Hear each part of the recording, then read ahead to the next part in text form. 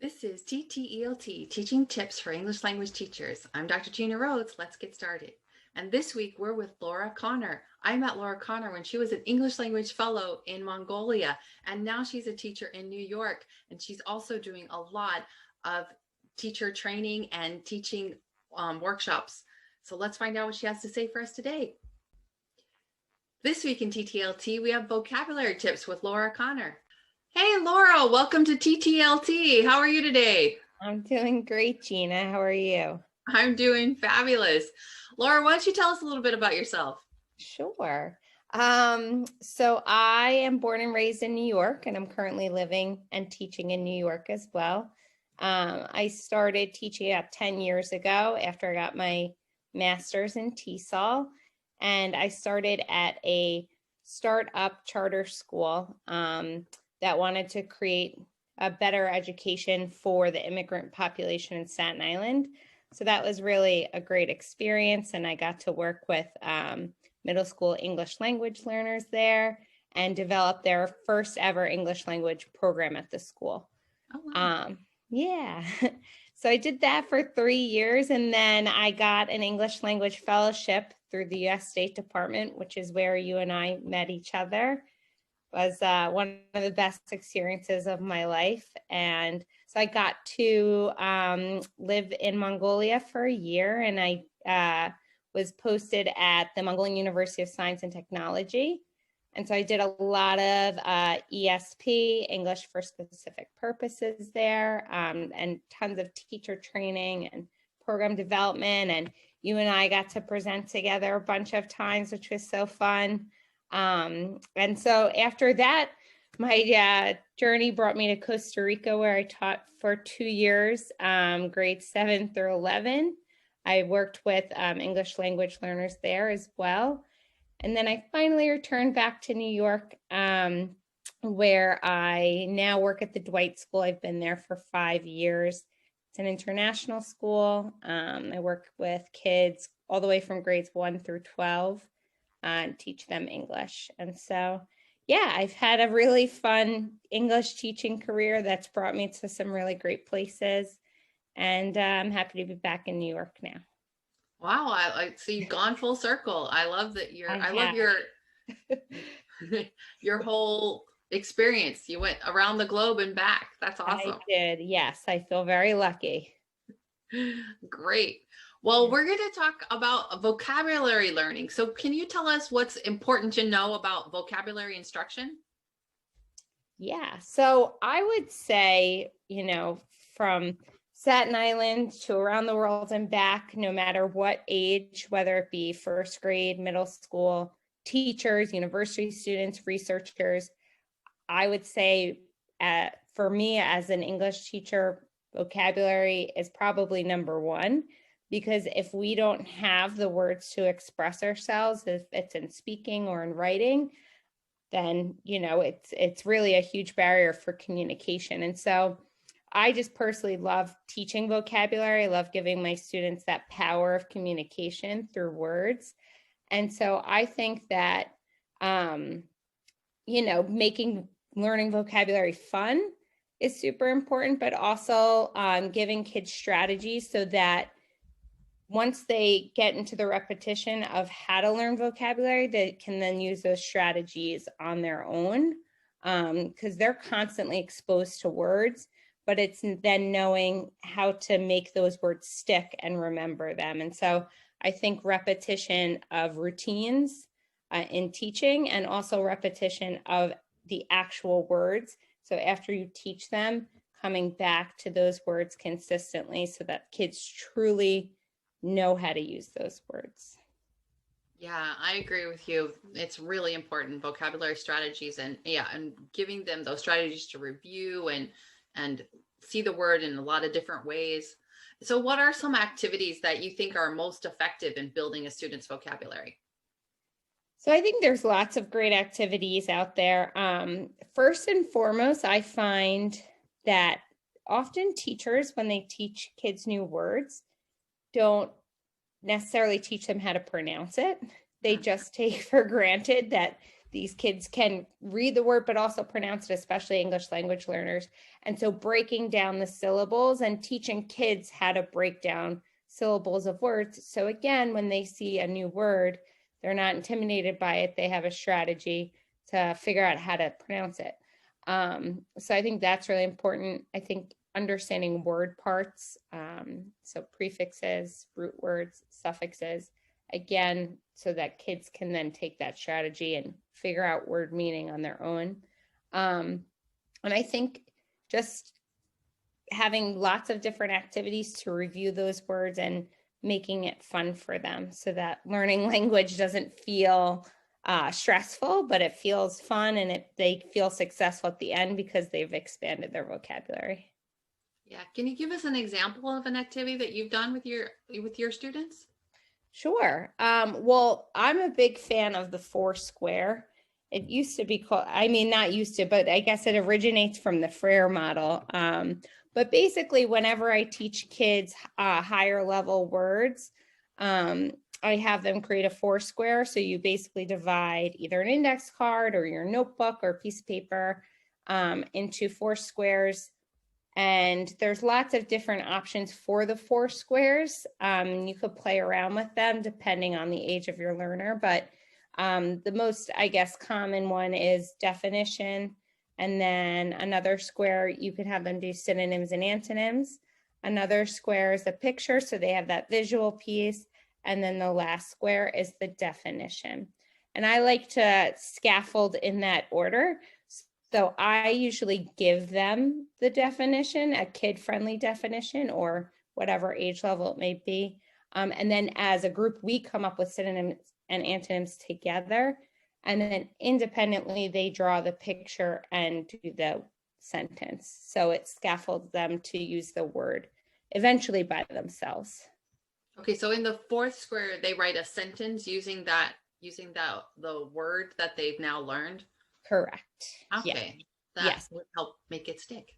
It would help make it stick.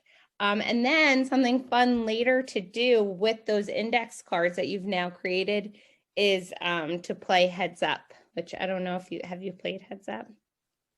Tell us how you play heads up. I love heads up, and I find that kids of any age and adults for that matter like heads up.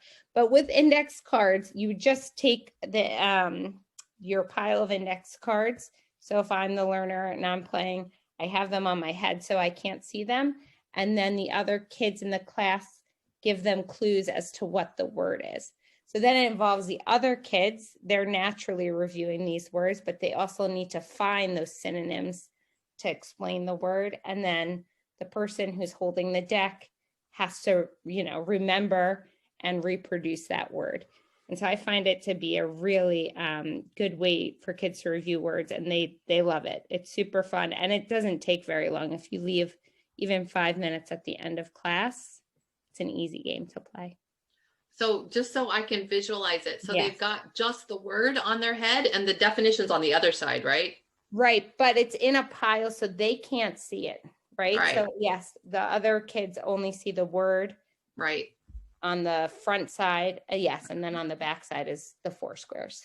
Right. Okay. So I just wanted to visualize that whole thing. Okay. Yeah. So the kids are walking around giving clues to what word is on there. Yeah. That sounds like a fun way. It sounds like a really fun, kind of like an adaptation of Taboo. Like they can't what, or 20 questions. Right. Yes. And they can't use words within the word. So yeah. And then if you want to add on another layer, you can time them, and then they get very competitive who can get through the deck the fastest. That sounds great. I'm not sure I would time them the first time they play, but after they get good at it, right? Yes. Yes. After some time that they've built up that confidence, and then, yeah. That sounds like a lot of fun. Yeah. Well, that sounds great. And did you have anything else you wanted to tell us about vocabulary learning? I mean, I think the one more big piece that is important, and I think again, teachers sometimes forget how useful it is word walls. So when you teach that list of words or word of the day, however you structure it in your own classroom, it should then automatically be added up into your word wall. And a word wall doesn't need to be fancy. I just take, because I actually have a pretty small classroom, so wall space is limited. I take that, white paper, the big stock white paper, I cut it in half, and then I just have my word list that I write with a Sharpie. And then once we go through it, I save those. And then after we're through 3 lists, we'll review all 3 lists together. So that again, you're coming back to that word consistently throughout the year. You don't just learn it and throw it away. But I think word walls are very underrated sometimes. And kids really do, they use them. You could see their eyes go over. They need to remember, how to spell the word. What was that word? I know we just learned a new word. So yeah, I think those are really useful for vocabulary development. Yeah, and having the word there, that kind of encourages them to try to use it in a sentence when they're writing. They're like, oh, we just learned this word. I want to use that new word. Yeah, absolutely. Great strategy. I love it. Yeah. And you have lots of vocabulary strategies. I'm so excited that you have volunteered to do a TTELT workshop with our teachers on December 11th at 3:30 in the afternoon for you. And it's going to be at 7:30 a.m. GMT. Yes. Oh, we're very excited. And of course, we'll be talking a lot about that between now and December 11th. But yeah, so I just wanted to make sure everyone knew that we were having this workshop on vocabulary acquisition, making words stick. All right. I'm very excited about this one. Yes, that should be great. And we'll go through lots of great strategies and also lots of tools that can be used online to help with distance learning and vocabulary development. So should be great. I know that we always love to have more strategies and things to adapt to this online learning that we currently are in, which I think we're going to see more and more of it continue now that it started. Yes, absolutely. So yeah, we need to adapt and the kids need to adapt. So yeah. All right. Well, thank you again for that. I know our teachers are going to love that workshop. I'm excited for it myself. So am I. And what website or app do you think would be the most engaging for teachers to use in working on their language with their students? I love flowcabulary.com. So it starts with an F, flowcabulary.com. They have full vocabulary units really planned for you. And that's honestly where I pull a lot of my lists from, and they're organized by grade level. But obviously if you have, you have a newer language learner, you might pick from a different grade level than the one that they're in. But it's a great resource. They have full units for you. They have wraps that go along with those word lists, so the students love them. And there's just so many activities that you can do with that. They include practice packets. They have online games. They have a quiz that's included. They have readings that's included with it. So that's certainly one of my favorite. Is that something that's free that's available online, or would you have to have a subscription? That's a good question. You do need a subscription. I do believe they have a few resources that are for free, but my school does have a subscription. And I'm aware that sometimes it's just not a reality for teachers. So I think another for vocabulary, another great website is vocabulary.com. So that's vocabulary. That doesn't have full units the way Flowcabulary does, but it does have word lists already generated based on topics. So maybe the topic is the Civil War, and if you type it in, they'll come up with a list, and then there's practice for the students with those, and it's a great resource for linking to other like definitions and resources of words. So that's another great website, and that one I think is more accessible without a subscription. Okay, great. Yeah. Well, even with Flowcabulary, knowing that it's really useful and teachers trying it, then maybe they could convince their administration that this is a subscription we should all be using, and this would be beneficial. I would say if there was one website that I would want my school to pay for, that's the one that I by far use the most. Okay, excellent. Were there any online games that you recommend that we use with our students in the classroom? Yes, I had brought this up when we were talking about vocabulary, but Heads Up is actually an app as well. Oh, really? Um, Excellent. yes, it's very fun. And again, they have decks, so there are little decks within the app that are just for kids, and then they have some that are more adult related. That's also, I mean, for teachers whose first language is not English, it's really a fun game to play. So that's nice. I love one of my favorite games to play, especially with online learners, and it's easy to play on Zoom, is Categories Online. And so if you just type in Categories Online, it comes up. And if you've ever played the board game Categories, it's a word game, and it's just fun, and it's helpful. I find it's helpful for my students because it is a lot more kind of everyday language versus academic language that they're more exposed to throughout the day. So those are probably my two favorite games. Okay, Heads Up online and Categories online. I love it. Those Yeah, sound like a lot of fun. I'm going to they try are. that with my students. Yes, I would. Categories at first they're going to find it a little challenging because they're not used to thinking, in these ways, but once they kind of get the hang of it, they love it. And again, you'll have 5-10 minutes at the end of class. It's an easy, fun game to play. So Okay, sounds like a great way to encourage them to learn more vocabulary. I love it. yeah, Oh, absolutely. all right. So, Laura, what are some projects that you're working on right now? So other than, just teaching my every other day online at Dwight, I will be presenting my vocabulary acquisition, making words stick, through this YouTube channel. And Mm-hmm. that will be on December 11th at 3:30 Eastern Time. Mm-hmm. Um, I also am hoping to submit a proposal to the CAM TESOL Mm-hmm. conference, which is in February, and this year they'll be holding virtually. Mm-hmm.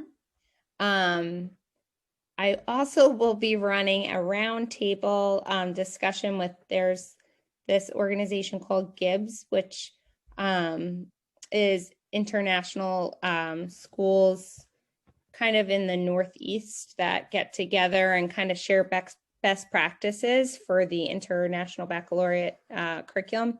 So I will be facilitating a roundtable discussion on ESL in the IB. And, it's really more of a collaborative discussion than a workshop. But so And those when's are. this roundtable that you're doing? So we haven't officially set the date yet. So I'm waiting for confirmation from them, but should be sometime before the end of 2020. So Well, sounds like probably, you've yeah. got a lot going on. Yes, I have a few things going on, trying to stay busy, so that hopefully the days and months go faster and we can get to 2021. We all are looking forward to 2021 at this point. Okay. Yeah. So, where can teachers find you? So teachers could feel free to email me. My email is L like Laura, L Connor, CONNOR 416 @gmail.com. I also have a English language learning website that does have some tools for teachers. It has tools for students. It has some fun videos from my travels. And so that website is LC Learning, which is ELLCSEE learning.weebly.com. ELC learning dot what? It's ELL, like English language learners, Mm-hmm. SEEC Mm-hmm. learning Mm-hmm. dot weebly.com. Weebly. Okay. Yes, sorry. That's all right. And we'll definitely have this in the notes so that Yes, that's a mouthful. it is. Yeah. So yeah, we'll definitely have the link in the notes. So if anyone didn't quite get that and they're still like, what was that? So we'll just we'll put the link in the notes so you can click on it. Don't worry. That's I now need to rethink that name, I think. No worries. It's all good. Was there anything else that you'd like to share with us today, Laura?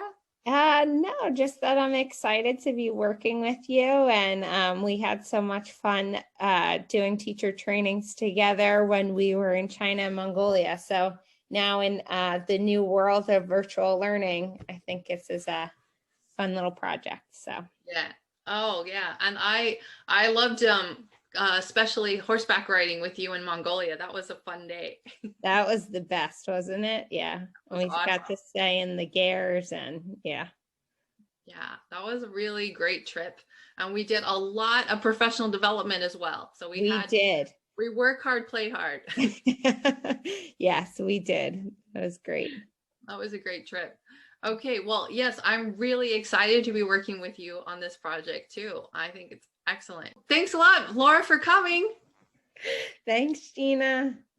Laura had so many great tips to help us with our vocabulary. I don't think I could list all of them, but there were so many, and I wanted to give you some of our top teaching tips for vocabulary learning. And as Laura said, it is really important to review often. You want to make sure that you don't just teach a word and say, okay, now they know, but you want to make sure that you review often, that you give them many opportunities to use it, many different activities that use these words. And as she mentioned, have a word wall so they can see it often and refer back to it. That's really important. And of course, she talked about the importance of teaching your students how to pronounce the word, pronunciation, and how to divide the word into syllables. And so the more of these skills we teach our students, the more they're able to sound out words on their own and learn vocabulary on their own and be able to use that vocabulary because they feel confident in pronouncing it. So that's really important. And I love that she talked about Foursquare. It's definitely one that I've used with my students, but yes, so having the words in 4 different squares, having different sections, really good. I like to have, she said, to put the definition and then antonyms, synonyms and antonyms and a picture, and then use it in a sentence. That's a great strategy. And of course, lots of teachers have different things that they like to put in those 4 squares, but that's a very traditional and useful 4 square option. Okay. And then there's heads up, and I love using those 4 square cards that they've created to play heads up, where they have the word on one side and they don't know which one their classmates are trying to describe. That was awesome. And I also love that there's a heads up app. Isn't that amazing? I think that that's great. So that also will help your students be able to review and use those words. And also she talked about the awesome website flocabulary.com. And as she mentioned, some things on there are free and other things require a subscription, but maybe you can talk with your administration if this is something that you think is really useful for your students in their vocabulary learning, that there may be a possibility maybe that there could be funding, or it could be something you could ask for. If somebody says, hey, we have a little extra money in the budget, just say, could we have a vocabulary subscription? Who knows? But maybe they'll say no. We know. We can only ask. Thank you again, Laura, for agreeing to do a TTELT workshop. So we're going to do vocabulary tips, vocabulary acquisition, making words stick with Laura Connor. Sounds like it's going to be a great presentation, a great workshop. Sounds like it's going to be a great workshop. I'm really excited for this one. And it's going to be December 11th at 7:30 a.m. GMT, which is 3:30 p.m. Eastern Standard Time for Laura. So please join us if you can for Laura's workshop for vocabulary acquisition. I think it's going to be really helpful for all of us. Also, don't forget that Matthew has a TTLT workshop coming up. enhancing student learning in multi-level classes. So let's move. Don't forget to attend this one. I'm really excited about it. It's December 2nd at 11 a.m. GMT, which is going to be 7 p.m. for him in Shenzhen.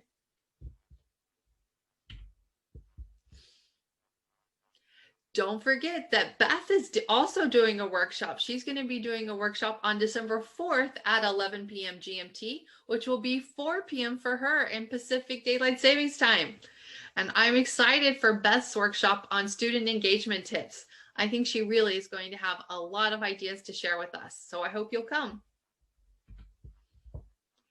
And also, don't forget that we have a TTL workshop on Padlets with Armin. He's going to be talking to us on December 5th at 2 p.m. GMT, which is 10 a.m. for him in Eastern Daylight Savings Time.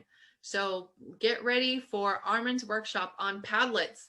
He has so many great Padlet. He has so many ideas on how to use Padlets effectively. So let's come to his workshop and learn how to use Padlets. And of course, I want to thank my fellow teachers and podcasting friends for interviewing me on Inspiring Educators and on Armin's English Language Fellow podcast. So it was really great of them to take the time to interview me and to help spread the word about TTELT. So please have a listen, not just on my episodes, but all their other episodes. There's really some great inspiring teachers on both of these podcasts. So I hope that you will subscribe and enjoy these podcasts. And remember, if you want to be part of the TTL team, you can.